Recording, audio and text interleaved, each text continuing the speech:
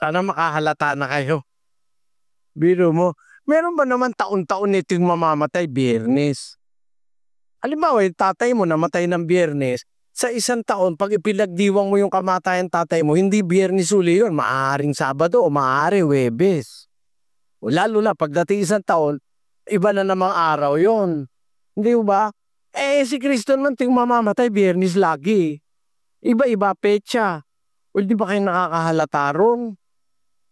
Ewan ko sa inyo kung di kayo nag-iisip. Pag nanalangin ka, aba, Ginoong Maria, paano naman naging Ginoo si Maria? Hindi ka ba nakakahalata? Magandang araw po sa inyong lahat. Sir JR po ng Usap-Usap University at mga ka-Youthy, welcome po sa ating channel ngayon. Welcome po sa Youthy sa atin po mga baguhan. Ang Usap-Usap University po ang ating ginagawa. Nagbibigay po tayo ng mga reactions sa mga religious videos, mga preachings, mga sermons at iba pa. And well, ito pong topic po natin ngayon, very timely of course dahil po ngayon po we are shooting this video on April 2025.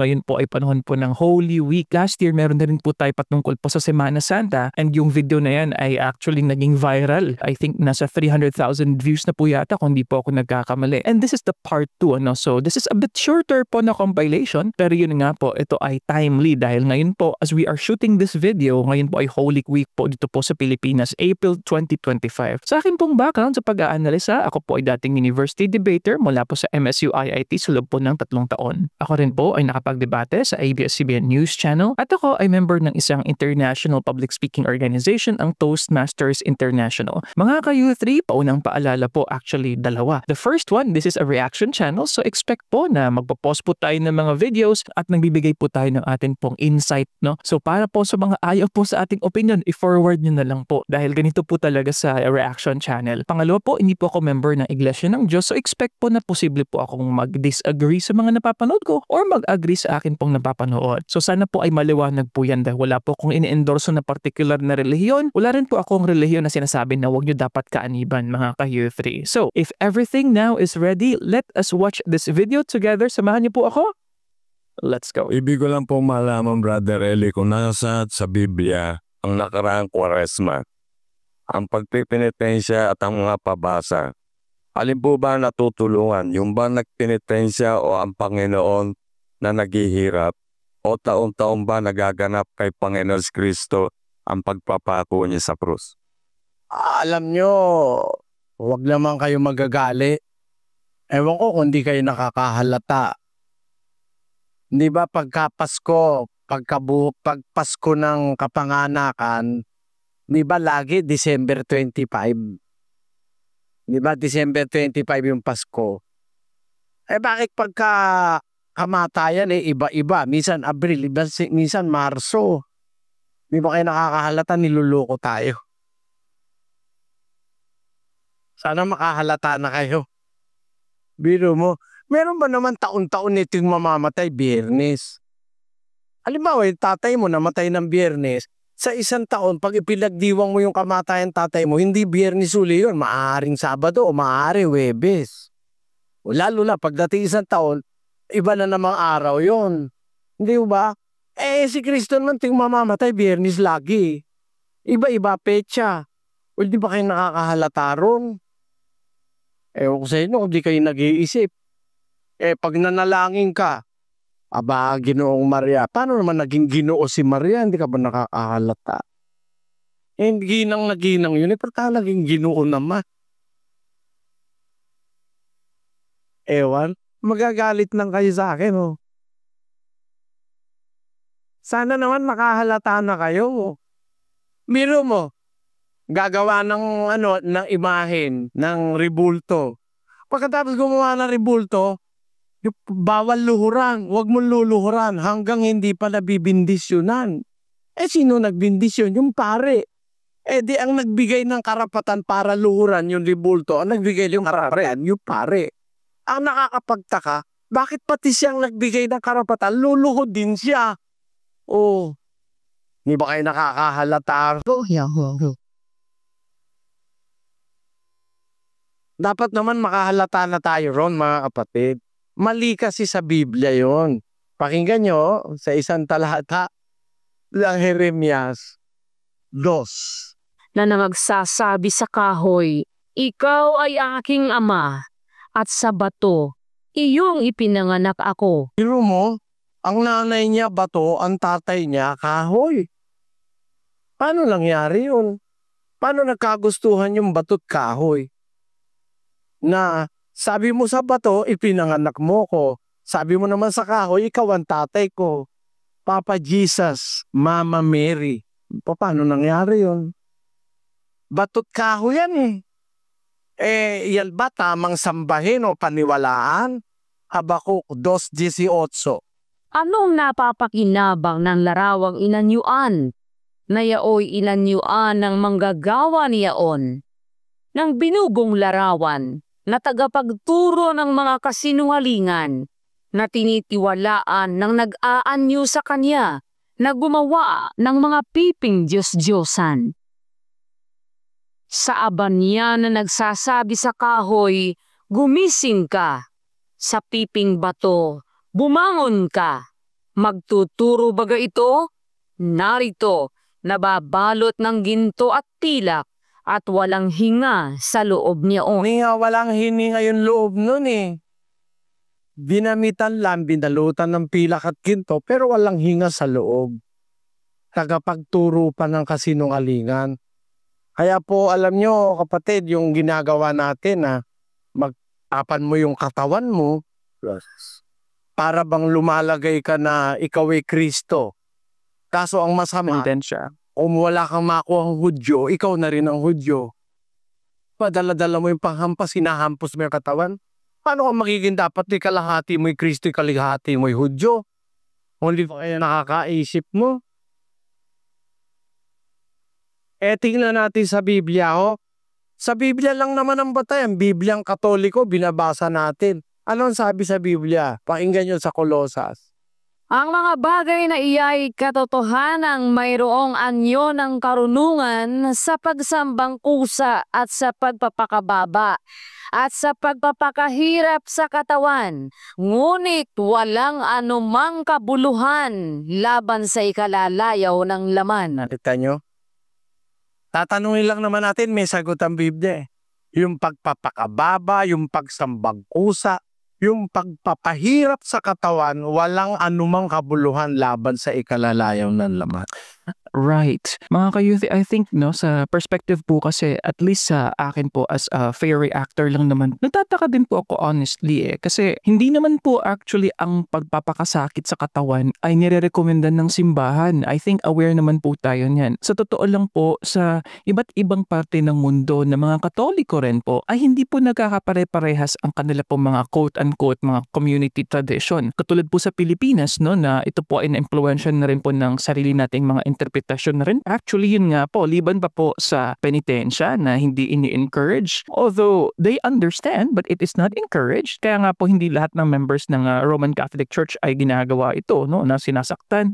May mga blade nga minsan yung Actually, nilalagyan po yun ng konting sugat ng blade. Tapos yung kanilang mga kawayan, usually kawayan o kahoy na hinahampas po sa likod, yun ang nagpapaworsen ng dugo para magkaroon ng dugo sa labas nga po ng balat. But of course, one of the thinkings there is first for spiritual kumbaga na purity. Yung aim nila is nakiklense daw yung kanilang mga kaluluwa, yung kanilang kasalanan kapag ginagawa nila ito. At pangalawa, it's just spiritual devotion. Kanila pong devotion sa kanilang spiritual figure, ang supreme being. Dito po sa Pampanga kung saan nakabase po ako ay talagang napakagrabe po ng mga deboto po rito. Hindi po ilan-ilan, marami. Kahit na mga bagong henerasyon po ay ginagawa po yung papipenitensya. And alala ko nga po parang S&M po yan. So sadist and masochist. Ibig sabihin, yung sinabi po kasi ni Brother Eli kanina is yung nagpipinitensya nga po ay sila po ay part Jesus, part Hudyo. But anyway, itong uri po ng ating pagpipinitensya ay parte po yan ng folk Catholicism. Isa pong paniniwala sa sosyolohiya na kung saan sa Pilipinas po ay nagkahalo ang ating Katolisismo at ang ating mga ancient na mga tradisyon ng ating mga ninuno.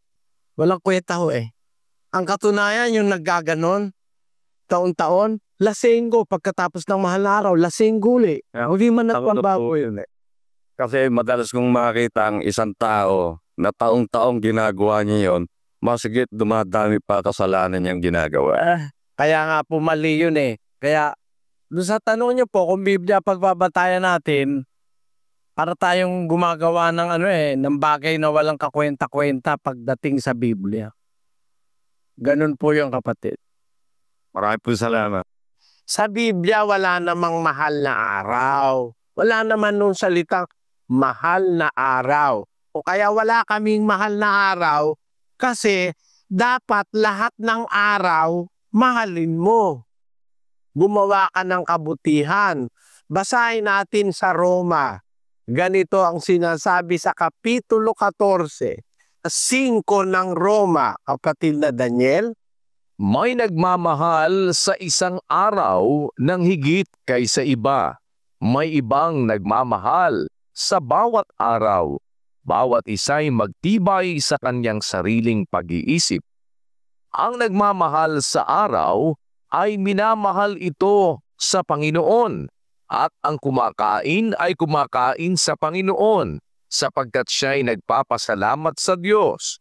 At ang hindi kumakain ay hindi kumakain sa Panginoon at nagpapasalamat sa Diyos. Ayon.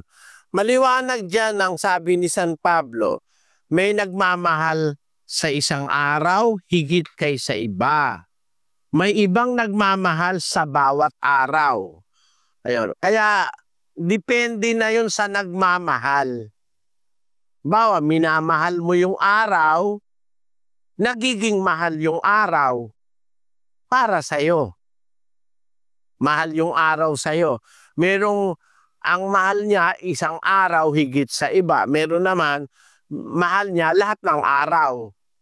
Alam mo kapatid, kung sa Biblia natin kukunin, sa diwa ng Kristyanismo, araw-araw dapat maging mahal na araw sa atin . Basahin natin ang 9:23 ng Lucas. At sinabi niya sa lahat, kung ang sino mang tao ay ibig sumunod sa akin, ay tumanggi sa kanyang sarili at pasanin sa araw-araw ang kanyang krus at sumunod sa akin. Meron tayong katungkulang sumunod kay Kristo . Magpasa ng krus araw-araw. Ang krus na yan, pinapasan yan araw-araw. Hindi naman tuwing mahal na araw.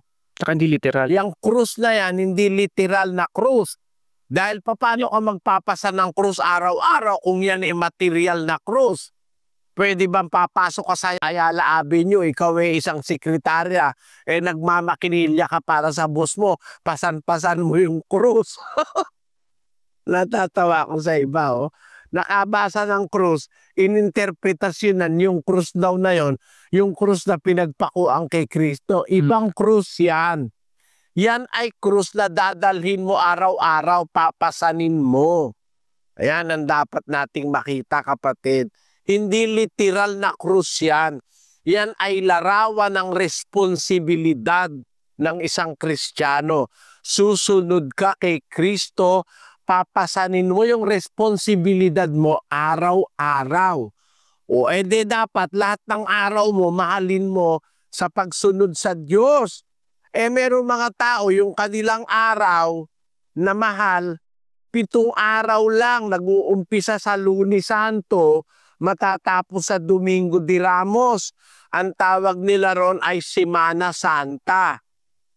Yung sa loob ng 52 semana sa isang taon, isa lang ang kanilang Semana Santa. There are 52 weeks in a year. They call only 1 week as the Holy Week. Lahat na nung mga semana, mga weeks, ay mga evil weeks. Masasama ng mga semana, masasamang mga araw na lahat. 7 araw lang sila mabait. Yan ang masamang paniniwala. Pagka Semana Santa, pag Biyernes Santo, huwag kayong maglalasing. Patay ang Panginoon. Huwag kayong mag-aaway, huwag kayong lulundag, huwag kayong maliligo. Isang araw lang banal, tapos 51 linggo, lasenggo na, babaero, manluloko, sinungaling, holdapin, mga ano-ano. Isang linggo lang ang mahal na araw nyo. Samantalang dapat sana'y lahat ng araw ay gumawa tayo ng kabutihan. Sabi ng Biblia, sabi ng Panginoong Hesus, sumunod siya sa akin araw-araw.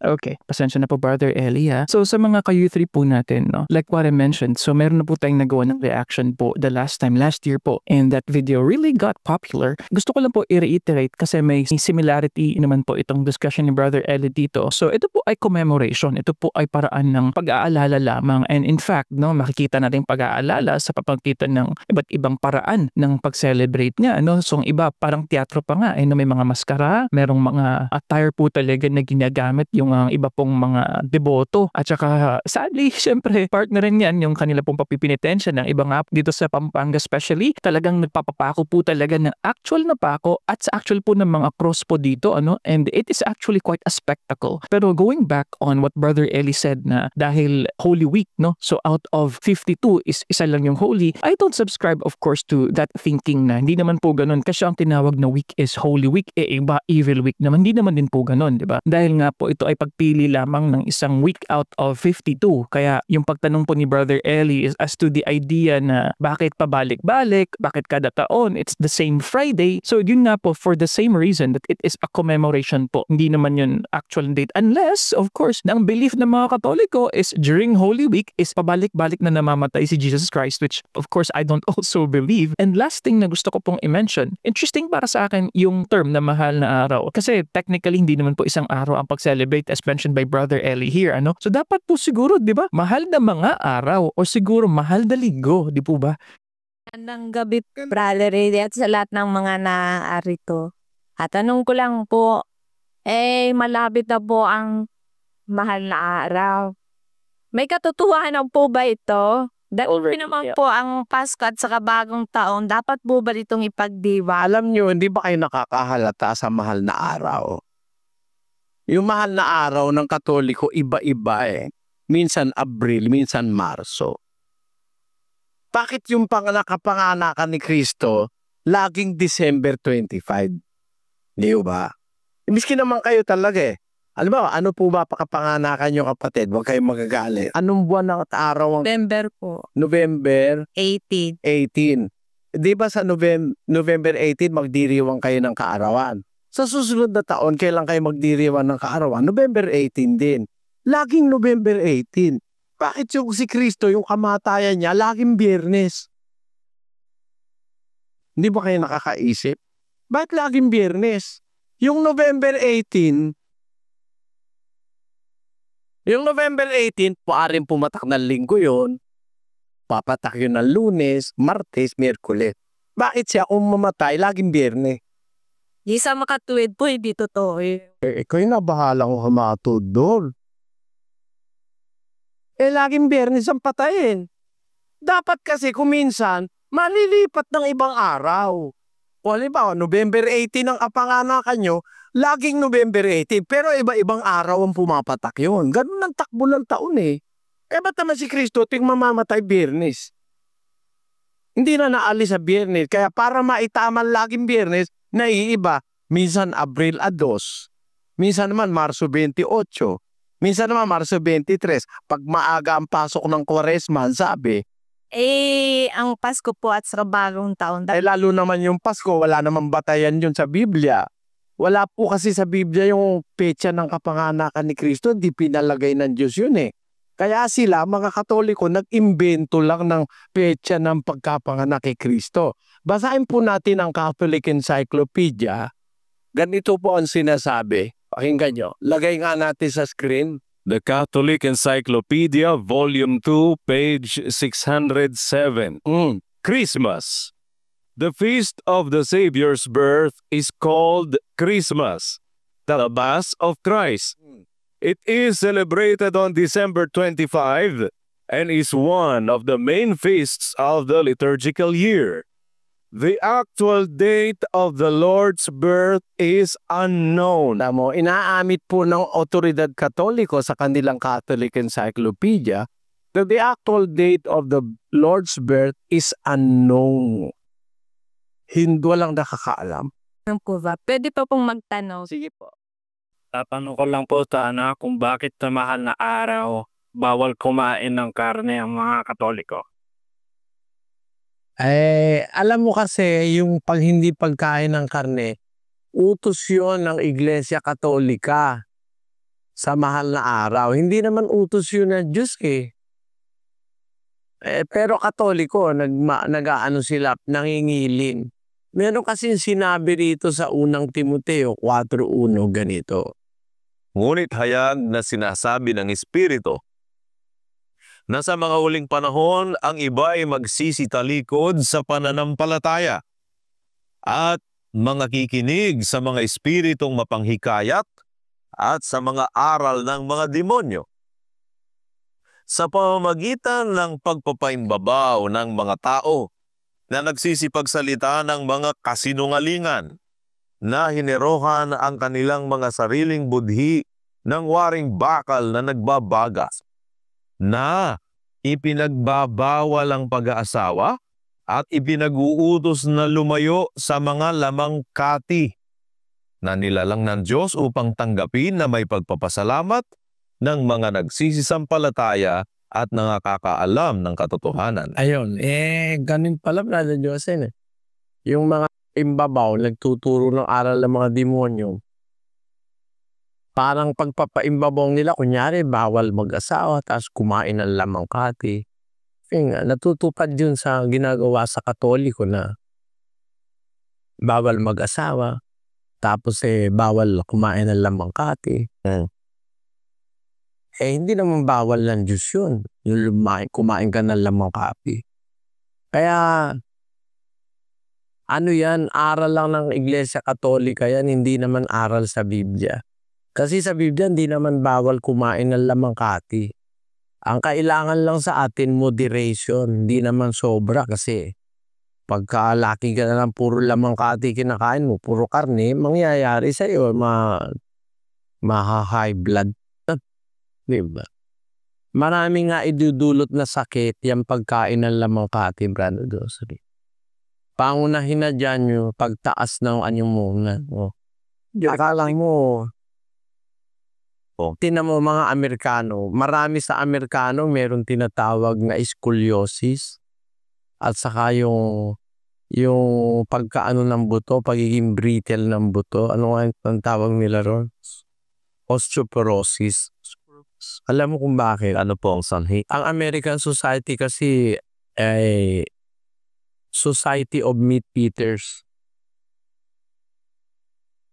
They consume so much meat the whole year round. Ngayon, ang pagkain ng karne, yung byproduct kasi ng protein, ang mga excesses dyan, nagpo-produce ng maraming uric acid, nakakasira sa bato. Yung creatinine, yan mga product ng pagkain ng maraming protein o karne. Yung cholesterol, maraming consequences yung pagkain ng puro karne. Kaya napakasama sa tao na puro karne kinakain. Kaya dapat siguro kung kakain ka man ng karne, kung bagaman hindi bawal, in moderation. Diba? Once a week, kalimbawa, 1 piraso nakakain ka. Pero mas marami dapat kain, gulay, prutas, mga hilaw na pagkain. Yung alkaline food, hindi puro acidic. Yan po. Ngayon, sa Biblia, hindi bawal yung pagkain ng karne. Kaya lang, tinuturuan tayo na maging mapagpigil. Huwag tayo magpaka-indulge ng pagkain ng maraming karne. Sabi rin ng Diyos yun, huwag ka makikisama sa mga mayayamo. Basahin nga natin yung Kawikaan. Ito po ang nakasulat sa mga mayayamong mangangain ng karne. Ayan po'y 3:20. Huwag kang mapasama sa mga mapaglango, sa mga mayamong mangangain ng karne. Ayun. Ayaw ng Diyos na ang mga lingkod niya sumama dun sa mga mapaglango. Yung may mga drinking spree palagi at lamunan ng pulutan karne. Ayun, bawal ng Diyos yun sa mga lingkod niya. Kasi alam ng Diyos masama sa katawan niyang alak, masama pa rin ang karne, pinagsama. Lalo pa. Kasi yung alak, ang pahirapan mo ron yung atay mo Opo. saka yung baga mo. Yung karne naman, pahihirapan mo yung bato mo at saka yung iyong yung iyong atay. Brother Josel, neutralizing the poison and the toxins that are in meat. Halimbawa, yung mga karne ngayon na pinalaki yung mga baboy sa mga antibiotics at saka sa mga mga hormones. Pag nakain mo na yan, ang katawan mo, yung mag-neutralize yan, yung atay mo Ayun. Kaya burden na yung atay, burden pa yung kidney. At tapos, kumakain ka ng kain ng karne, nadideprive yung katawan mo ng calcium. Kasi kailangan yung calcium pag tinutunaw yung karne. Pagka kain ka ng kain ng karne, nadideplete yung calcium ng katawan mo, humihina ang buto mo. Kaya nagkakaroon ng mga osteoporosis. Maraming mga side effects yan pagkain ng maraming karne.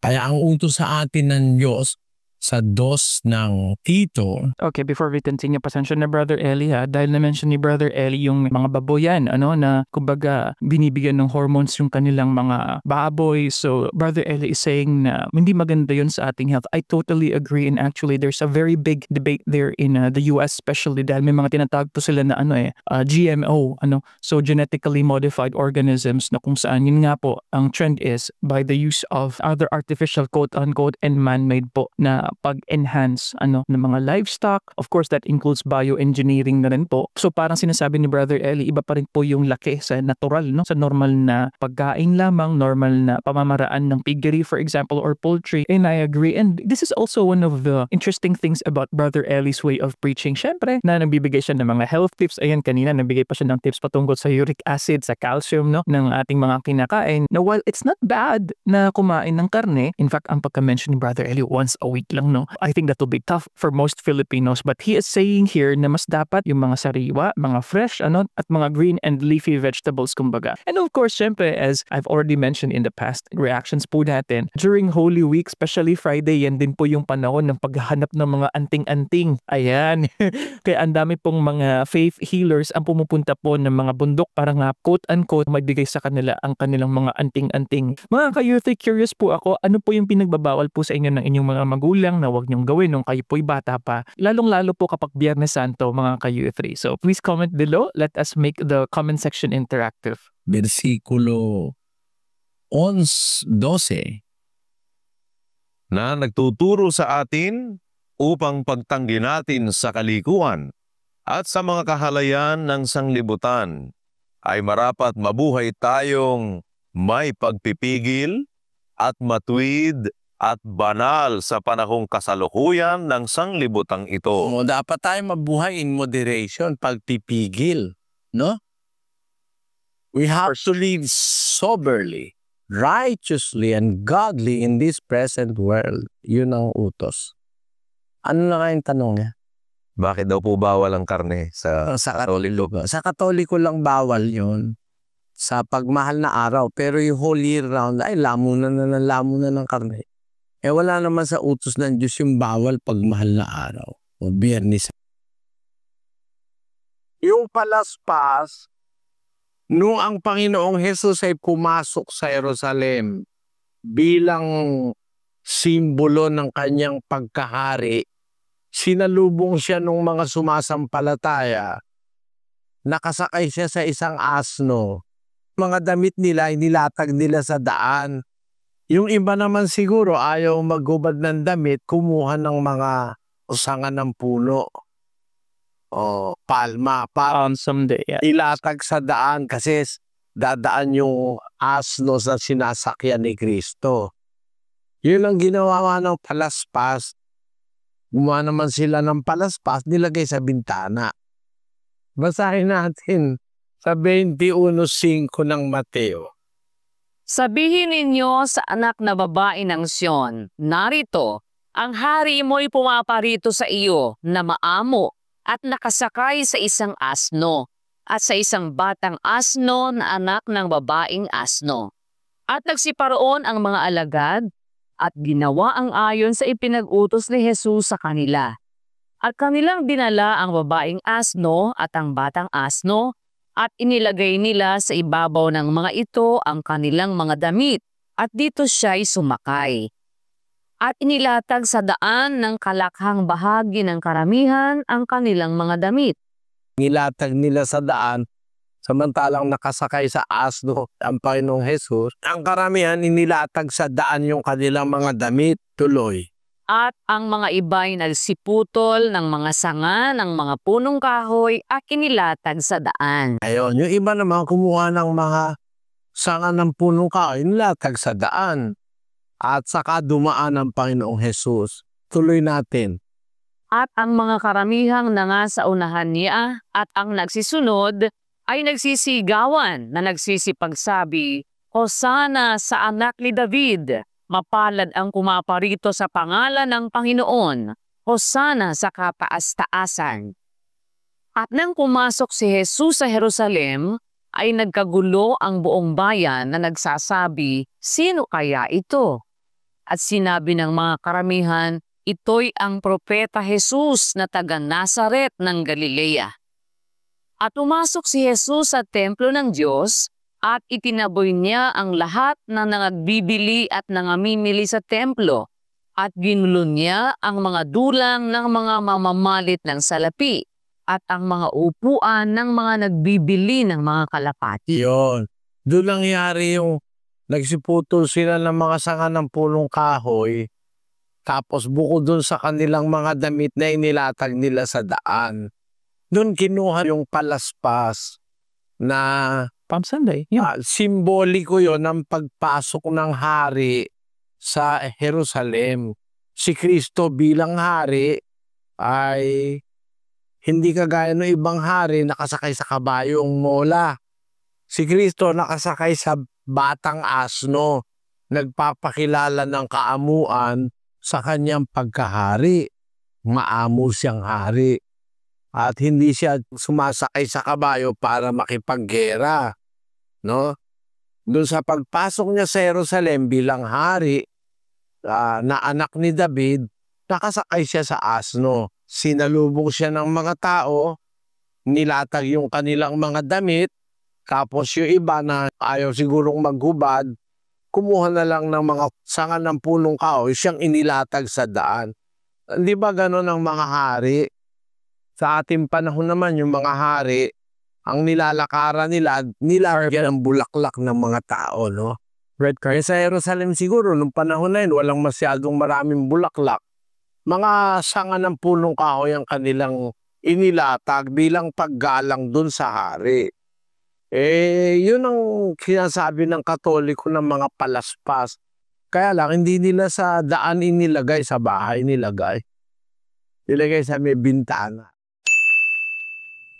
Okay mga ka-Youthie, so dyan po nagtatapos ang ating episode ngayon at syempre yung mga ibang viewers po natin magko-comment po dyan sa comment section bitin. So anyway, so ito nga po ay compilation po and the last part of course was about Palm Sunday nga. Although in general most of those discussions ay patungkol po sa mahal na araw o sa Biyernes Santo at mga hindi dapat gawin. Ayan. So mga ka-Youthie, ano pong masasabi nyo sa episode na ito? Hindi ko na po masasabi lahat po ng insight ko syempre dahil I was watching this video in real time. Pero sana po ay sinamahan niyo po ako from start to finish. So ngayon nga po as we are shooting this video is holiday, Holy Week po ngayon at yan po ang purpose natin kung bakit meron tayong headset ngayon. Ito, gamit-gamit ko dahil napakaingay, no? Hindi ko na po magamit itong old ko na microphone dahil nga sobrang lakas po actually ng trompa, yung malaki po na speaker po nila. And honestly, dito po sa amin sa Pampanga, iba po yung paraan ng kanilang pag-celebrate, talagang mas intense I have to say, And yun nga po, parte po ito ng folk Catholicism nga ang isang sociological po na term na yung ibig sabihin ang ating practices ng Catholicism sa Pilipinas ay naging localized na at ito ay na-combine natin sa atin pong mga ancient din po na mga tradisyon at paniniwala. And yung mga pabasa po dito sobrang lakas 24/7. Ayan, mahirap pong makatulog honestly. Nagigising po ako sa madaling araw dahil sobrang lakas. Pero sa inyo po sana po ay nakahanap po kayo ng paraan na makatulog pa rin po ng mahimbing dahil dito lang po sa amin talagang malakas yung kanilang mga speaker. Pero going back, so sinasabi nga po ni Brother Eli na this is of course not biblical, yung Semana Santa. And hindi po dapat na literal ang paniniwala dito na ito ay actual na date kung saan o kung kailan namatay nga po si Jesucristo. Although one of the things na gusto ko lang i-mention, interesting po sa akin, no, yung pag-describe po ni Brother Eli, bakit asno at hindi malalaki? Mawala yung term nga ni Brother Eli, malalaki, yung mga pangandigma ng mga kumbaga war horse talaga, hindi ganun eh. Pero isang humble, maamo na asno ang ginamit. So I'm guessing there could be a probable deeper na discussion po patungkol po dyan na simbolismo nga po yung asno dahil napakaamo. Actually, hindi po yan malaki, no, ang asno, medyo maliit po yan. And also, dito po sa Palm Sunday discussion ni Brother Eli, ang pagka-describe din po pala ng mga tao kay Jesus is propeta, di ba po? Hindi hari, hindi Mesaya, kundi isang propeta. Hindi rin Diyos, mga ka-youth, no? So, yun po ang term na ginamit nila when people were asking bakit nagkakagulo, bakit maraming tao ang nagwe-welcome dito sa particular na taong pumapasok nga ng templo. And one last thing na gusto ko pong sabihin, as to the side naman po ng mga nagpa-practice po ng Holy Week, the reason probably mga ka-youth na ito ay naisa sa dula, ito ay for others no nagiging devotion nila, is just a commemoration. So that's the reason why it doesn't change with the day na talagang Friday po yan dahil Holy Week nga yung konsepto, di ba po? From Monday to Sunday. So yun po yung religious na event nga po dito po sa ating bansa. And unless of course people really believe that it's the actual date or actual day na patay talaga ang Diyos. Katulad nga po ng nasabi ko po sa inyo nung kwento nga po ng nanay ko kasi she was born and raised in a Catholic household. Pinababawalan daw po sila na maglaro dahil kapag nasugatan daw po sila, kapag na-aksidente sila, hindi daw po gagaling dahil patay daw po ang Diyos. Ayan. So anyway mga ka-youth, if you like these kinds of contents, you already know what to do. No? You can watch this video here. You can watch the playlist over. Ito po yung Semana Santa playlist din po natin. And then you can also subscribe kapag hindi ka pa po subscribe kung ikaw ay baguhan dito. So join the 171,000 na subscribers po ng U3. Ayan. Salamat po sa inyong panonood. I'll see you guys next time. Peace. Bye-bye.